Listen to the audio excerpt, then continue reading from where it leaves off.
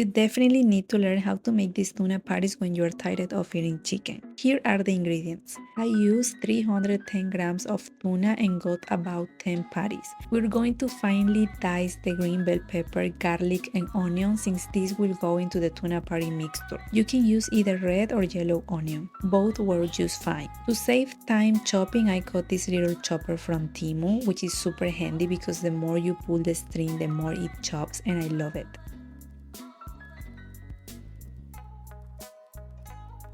Now grab a bowl this size and we're going to mix everything in here. What you see next is the tuna. I'm draining it because we won't need the oil or water it comes with. Add the veggies, tuna, salt, black pepper, 1 egg, and plain breadcrumbs. It's important that it's plain breadcrumbs. Start with 1 egg, and if the mixture is too dry, add another egg.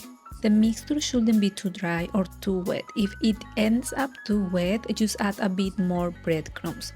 Time to mix it all together. In my case, it was a bit dry, so I added a second egg. Once the mixture is ready, shape the patties to the size you prefer. And once they are ready, store them in a container. I like to use parchment paper to keep them from sticking. Plus, the paper helps absorb any liquid in case the mixture starts to release moisture after a few hours. This is totally normal. To cook them, use a little oil in a pan, and once it's hot, place the patties in and let them cook for a couple of minutes on each side. And that's it, your tuna patties are ready. You can serve them with rice, salad, and avocado. I love the flavor, so if you give them a try, just let me know if you like them too. See you in another tutorial.